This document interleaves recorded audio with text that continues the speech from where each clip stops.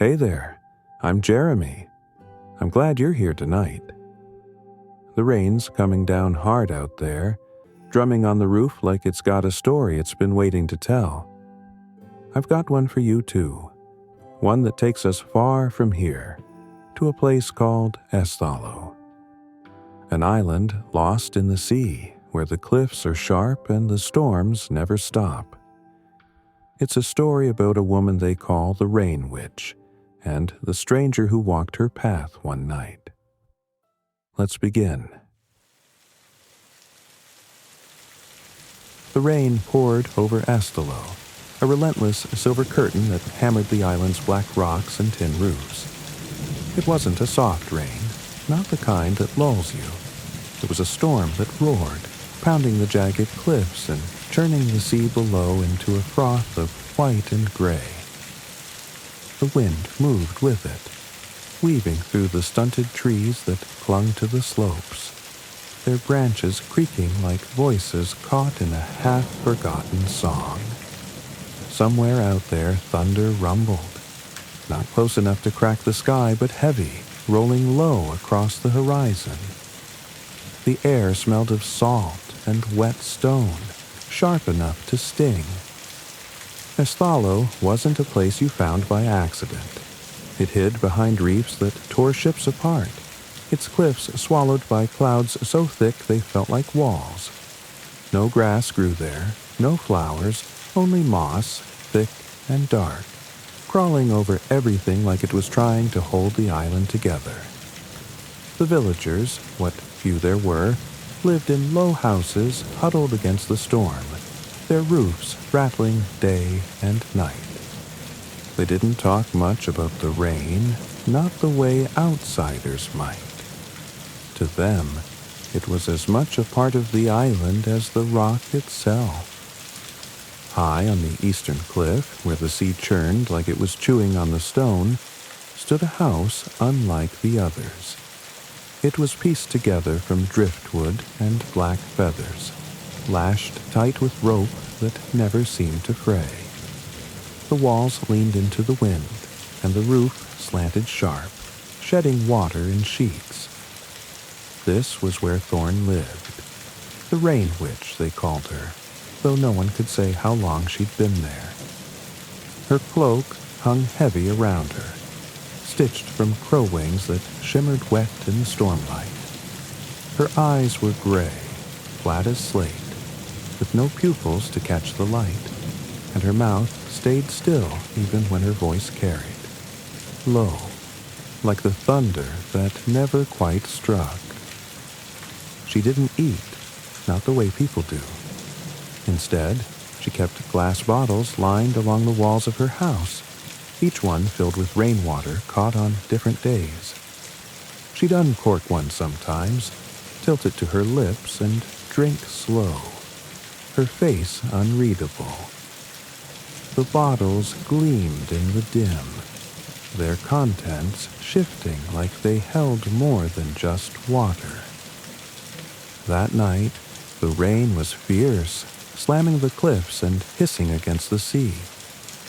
The wind curled through the trees, and the crows, thousands of them, perched along the rocks, their feathers slick and black, watching the path that wound up to Thorn's house.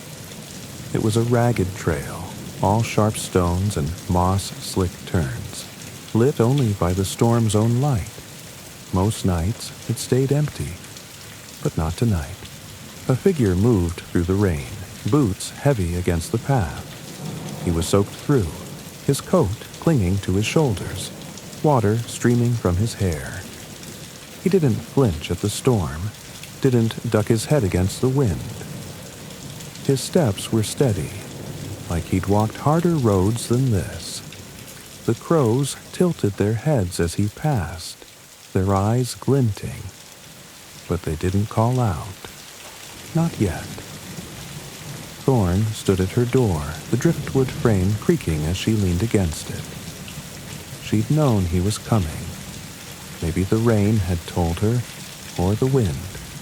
Her cloak shifted, the crow wings catching the faint glow from the bottles inside.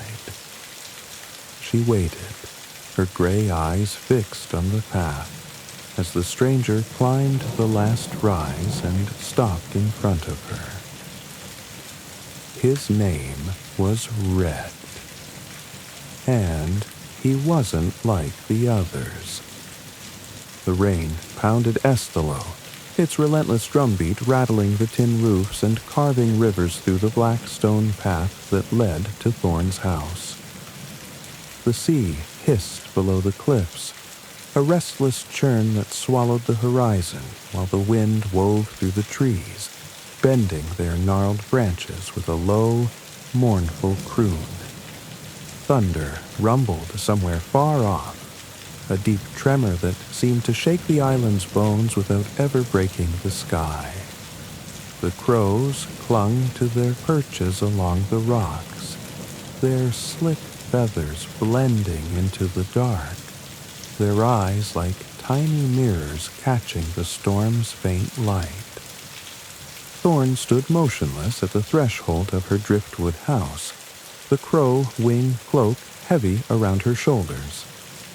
The bottles inside glowed softly behind her, their rainwater shifting as if stirred by unseen hands.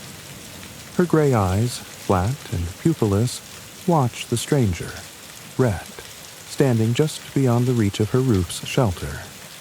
Water streamed from his coat, pooling at his boots, but he didn't shiver or shift. He met her gaze, his face worn but steady, like the cliffs that took the sea's beating and stood anyway. "You're not here for the usual," Thorn said, her voice low, slipping under the rain like a current. Her lips didn't move, but the words carried, sharp enough to cut through the storm's roar. Rhett shook his head, rain dripping from his jaw. "No," he said. "I don't want your vials. I don't want to remember."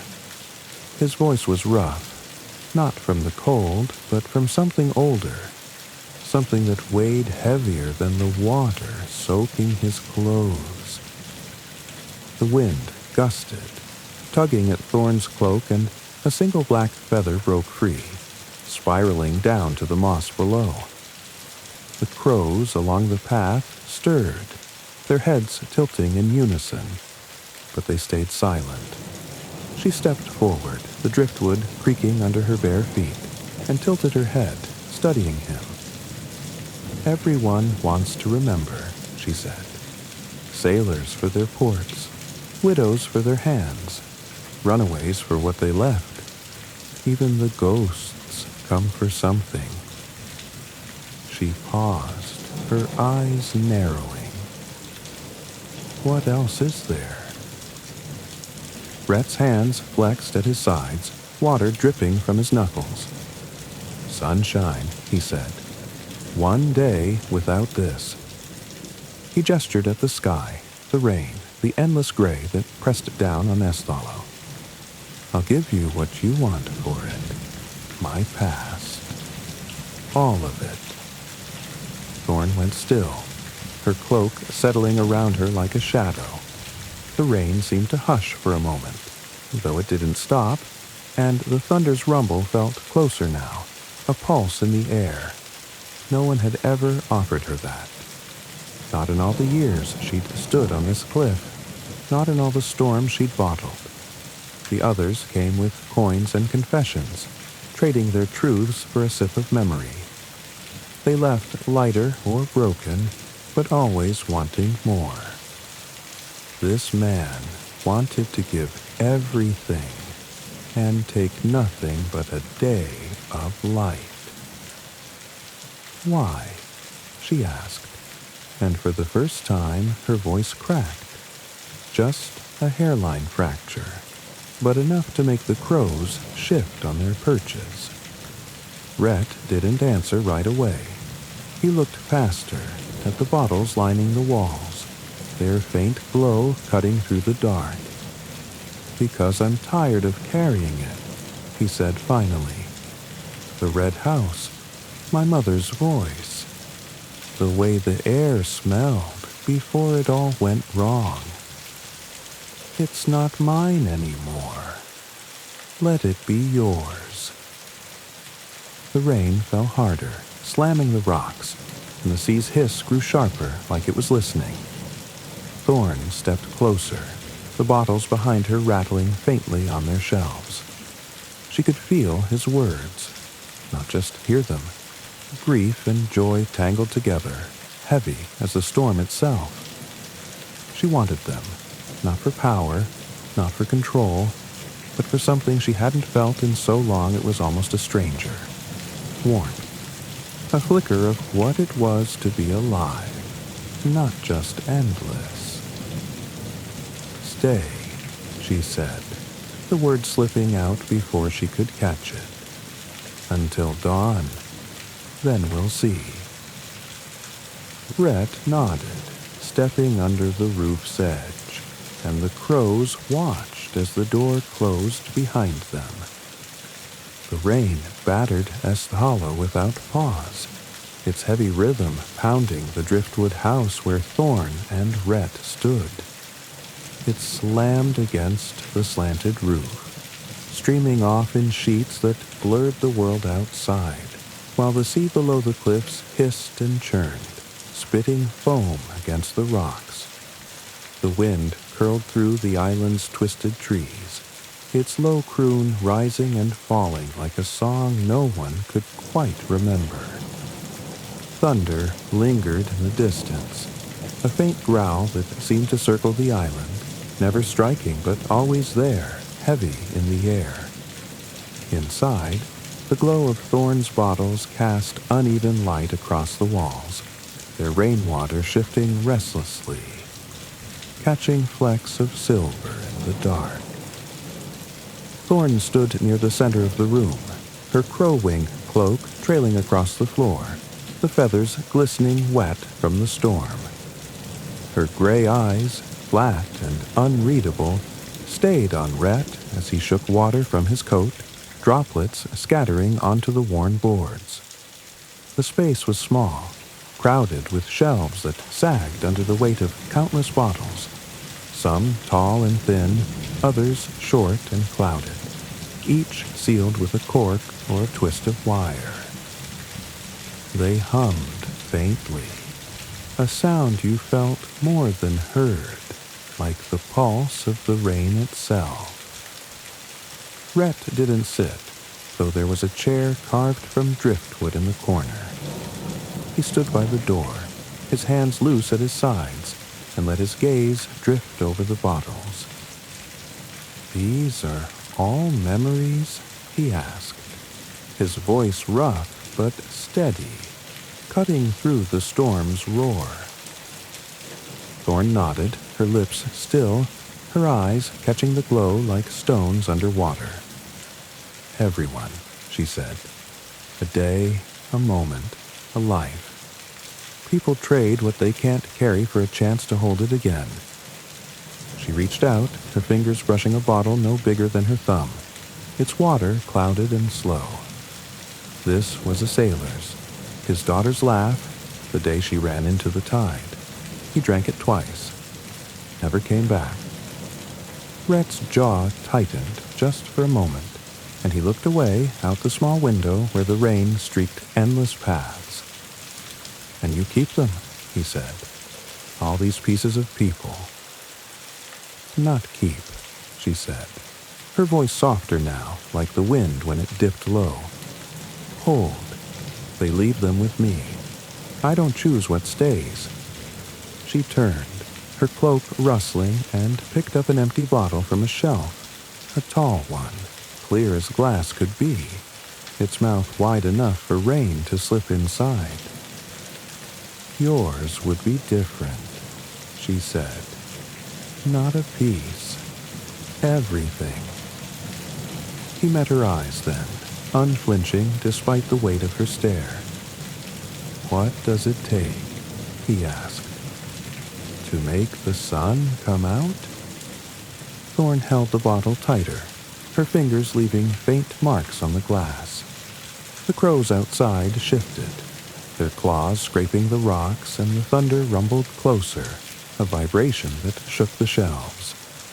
I don't know, she admitted, and the words felt strange, raw, like they'd been buried too long.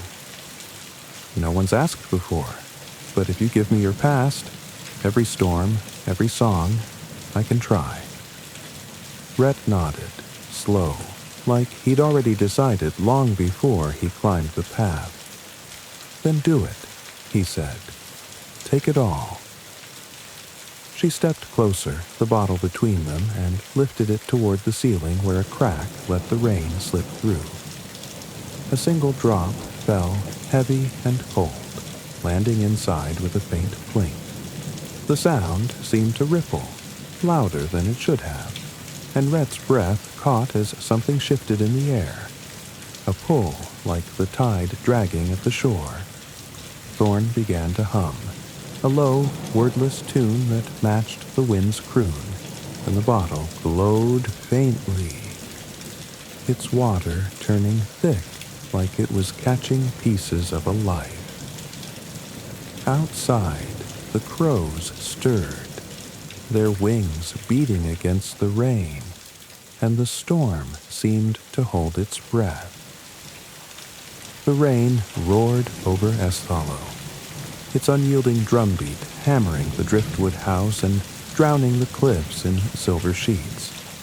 It poured through the crack in the roof, a steady drip that struck the bottle in Thorn's hands, each drop landing with a weight that seemed to pull at the air itself. The sea beyond the window churned, its hiss sharper now, like it was straining against the rocks.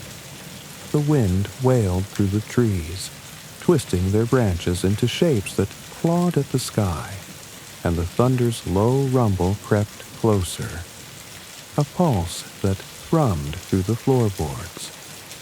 The crows outside were restless, their slick wings beating against the storm, their calls swallowed by the rain but sharp enough to pierce the dark. Inside, the house felt smaller, the walls pressing in as the bottles along the shelves glowed brighter, their light flickering like a heartbeat. Thorn stood with the bottle raised, her crow wing cloak still, the feathers gleaming wet and black. Her gray eyes were fixed on Rhett, unblinking, but something moved in them now. A shimmer like water catching the sun. The hum in her throat grew deeper, weaving with the wind's croon, and the bottle in her hands trembled, its water swirling with colors that shouldn't have been there. The red of a house under morning light, the gold of a voice singing low, the gray of ash after everything burned. Rhett stood across from her, his coat still dripping, his hands clenched at his sides. He didn't flinch as the bottle glowed, but his breath came uneven, like he could feel pieces of himself slipping away. The first memory came sharp. A woman's voice, soft and warm, singing a tune about rivers and stars, her hands braiding his hair in a kitchen that smelled of bread. The bottle caught it, the water turning red for a moment, and Rhett's shoulders sagged, just a fraction, like a weight had lifted or shifted. Thorn's hum faltered, her fingers tightening around the glass. She saw it too, the red house, the woman's laugh, the way the light slanted through a window. And it stirred something in her, something buried under years of rain and feathers. The next drop fell, heavier, and the bottle pulled harder, a memory of running through a field, grass brushing his knees, his mother's voice calling him back. The water swirled gold, bright and fleeting, and Rhett's eyes closed for a moment, his jaw tight. "It's working," he said, his voice rough, barely audible over the storm. "Keep going." Thorn nodded, but her hands shook now, the bottle heavier than it should have been. She tilted it higher, catching another drop, and the memories came faster. A fire that took the house, the silence after, the weight of walking away. The water turned gray, then black, thick like ink, and the hum in her throat broke into something else. A sound that wasn't a song, but an ache, raw and human. The bottles on the shelves rattled, some tipping over, their corks loosening as if the memories inside wanted out. Outside, the rain stuttered, just for a second, like a skipped breath. The crows screamed, their wings thrashing, and a few fell from their perches, tumbling into the moss below. The thunder cracked closer, sharp enough to shake the cliffs, and Thorn felt it. A tear, hot and real, sliding down her cheek. She hadn't cried in 100 years, not since the rain began. Not since she'd wished it would never stop. The bottle glowed brighter, almost too bright, and the memories kept coming. Rhett's joy, his grief, his everything, filling it until the glass seemed ready to crack. Enough, she whispered, lowering the bottle, but the word was lost in the storm. The rain faltered again, longer this time, and a sliver of light broke through the clouds, pale and trembling, touching the cliffs for the first time in a century. The sea stilled, just for a moment, and the wind dropped to a whisper. Rhett opened his eyes, his face softer now, like he'd shed something too heavy to name. "You did it," he said, looking at the bottle, then at her. "You're crying." Thorn touched her face, startled, and another tear fell, mixing with the rain that still dripped through the roof. The crows were quieter now, some gone, others perched still, watching. The bottle in her hands felt alive, warm, and she held it out to him, her voice unsteady. "Take it," she said. "The last storm. Keep it." He hesitated, then took it, his fingers brushing hers. The light outside flickered, the clouds shifting, and the island exhaled. The rain over Estalo hung in a strange, trembling pause. No longer the relentless hammer it had been for years uncounted. Drops fell, but slower now, scattering across the tin roofs and black rocks with a hesitance the island hadn't known. The sea below the cliffs churned softly, its hiss dulled to a murmur, while the wind slipped through the trees with a sigh, barely stirring their twisted branches. Thunder lingered, a faint echo fading into the distance, leaving the air heavy but quiet, like the moment before a held breath is released. The crows, fewer now, clung to their perches along the cliff's edge, their feathers ruffled but still, their eyes fixed on the driftwood house where light, real light, spilled through the cracks. Inside, the glow of Thorn's bottles had dimmed, their restless hum gone silent, as if the memories they held were finally at rest. The shelves stood uneven, some bottles tipped over, a few cracked, their water seeping into the floorboards and leaving faint stains. The bottle in Rhett's hands was different, clear and warm, its water swirling with flecks of red, gold, and gray, like a storm caught in glass. He held it carefully, his fingers steady despite the weight of what it carried. His mother's voice, the red house, the fire, the years of walking alone. Thorn stood across from him, her crow-wing cloak hanging loose, the feathers catching the faint light that slipped through the window. Her gray eyes, still pupilless, shimmered with something new, tears, fresh and unbidden, tracing paths down her face. She touched them again, as if they were strangers, her fingers trembling against her skin. The rain had faltered because of her, because of the crack in the wall she'd built around herself all those years ago, when she'd wished the storm would never end to keep her sister close. "You gave me sunlight," Rhett said, his voice low, rough with something like gratitude.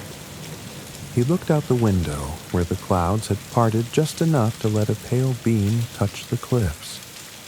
The moss glistened, steaming faintly, and the sea reflected a sliver of gold. "I didn't think you could." Thorne's lips parted, but no sound came at first.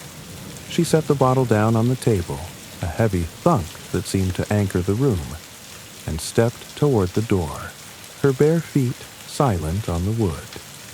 "It's not mine to keep," she said finally, her voice carrying the weight of the rain itself. "It's yours. One day, like you asked." Rhett turned the bottle in his hands, its warmth seeping into his palms. "And you?" he asked. "What happens now?" She didn't answer right away. The wind picked up outside, just a breath, and a crow landed on the windowsill, its claws scraping the wood. Thorne looked at it, then back at him, her tears slowing but not gone. "I don't know," she said, and it was the truth. "The rain's been me for so long. Maybe it's time I let it be something else." The light outside flickered, the clouds shifting again, and the rain began to fall once more. Not the furious storm of before, but a gentler rhythm, like a hand brushing the island's face. The crows stirred, some taking flight, their wings cutting through the mist. Rhett stepped toward the door, the bottle tucked against his chest, and paused, looking back at her.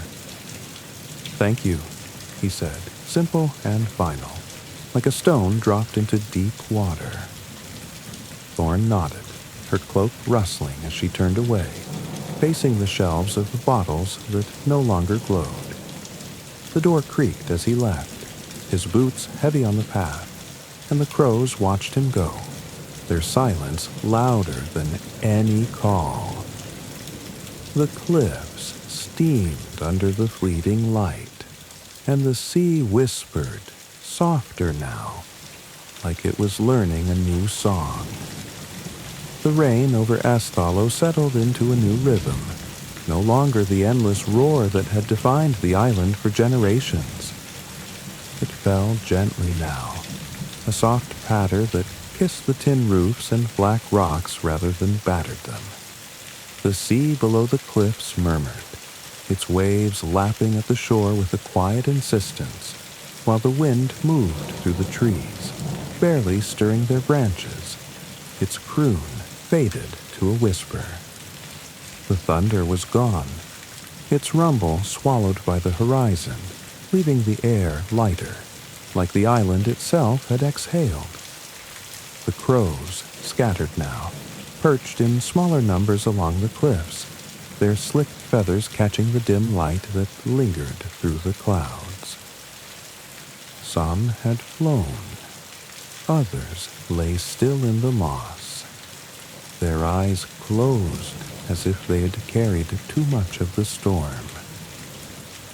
Inside the driftwood house, Thorne stood alone, her crow wing cloak draped over the chair like a shadow left behind. The bottles on the shelves were dark, their water still, no longer humming with the lives they'd held. The floorboards were damp from the rain that had slipped through the roof, and the air smelled of salt and something older. Grief, maybe, or the memory of it. She moved slowly, her bare feet brushing the wood, and stopped by the window, where the glass was streaked with water, but clear enough to show the cliffs steaming under the last traces of sunlight. She pressed her hand to the frame, her fingers still wet with tears she hadn't expected. The rain had been her cage, her wish, her punishment, born from a girl's desperate plea to keep her sister's body from the earth. It had listened, drowning Estelo to preserve what she couldn't let go. But Rhett's memories, his red house, his mother's song, his quiet, stubborn hope, had cracked something open. Not just the sky, but her. The tears had come, and with them, the rain had changed. Outside, the path to the village was empty. Rhett's footsteps long faded into the moss. He'd taken the bottle with him, the last storm she'd called it, though it held more than rain. His past, her tears, the moment the clouds parted. She didn't know where he'd go, or if the sunlight would follow him. But she felt lighter, like the island did, as if the weight of a century had slipped into the sea. Thorne turned from the window, her gray eyes softer now, though still empty of pupils. She picked up a single bottle from the table, small, unclouded, one she'd never filled, and held it to her chest. The rain tapped the roof, steady but kind, and the crows outside were quiet, their watchfulness gentler now. She didn't know what came next. Maybe she'd stay. Maybe she'd walk into the mist. But for the first time, the rain didn't feel like hers alone. The village below would tell stories later, of the day the storm broke, of the witch who cried, of the stranger who carried a storm in his hands. They'd come again with their coins and confessions, looking for memories or something else. And the rain would fall, as it always had, but different now. Not mourning, not angry, just there. The rain fell softly over Est Hollow, a gentle cadence that whispered across the tin roofs and smoothed the edges of the black rocks below. It no longer carried the fury of endless storms, but settled like a hand resting on the island's shoulder, quiet and forgiving. The sea lapped at the cliffs with a sigh, its waves curling slow and silver under a sky where clouds parted just enough to hint at dawn. The wind was barely there, a faint breath stirring the trees, their branches still at last. The crows, what few remained, perched along the cliff's edge, their eyes glinting with the memory of light. The island felt different, alive in a way it hadn't been, as if it had shed a skin it no longer needed. The driftwood house stood empty now, its door ajar, letting the rain slip inside to pool on the floor. The shelves of bottles were gone, some shattered in the night, others carried off by hands no one saw. The crow-wing cloak lay folded on the chair, its feathers dull without Thorne to wear it. She'd left no trace, no note, no shadow to say where she'd gone. Some in the village would whisper she'd become the rain itself, her tears woven into every drop that fell. Others thought she'd walked into the sea, following the crows that never came back. But the truth was simpler, maybe. She'd let go, and the island had let her. Down in the village, life stirred. Fishermen mended nets under the softer rain, their hands steady, their voices low. A woman swept the steps of her house, pausing to look up at the cliffs where the sun had touched, if only for a day. They spoke of Rhett, the stranger who'd climbed the path with no coin, no confession, and left with a bottle that held a storm. They didn't know where he'd gone. Some ship, some shore. But they liked to think he carried that light with him. A piece of Estalo that wasn't grief. A new woman came to the driftwood house not long after. She was young, or seemed it, with hair like seaweed and hands that fidgeted with bits of shell. She hung no bottles, wore no cloak, but she'd sit by the window sometimes, watching the rain with eyes that knew it well. The villagers started walking the path again, bringing their coins and truths, though what they asked for now was different. Less memory, more hope. The rain listened, as it always had, and sometimes, just sometimes, it stopped, letting the cliffs breathe under a sky that remembered the sun. Sweet dreams and good night.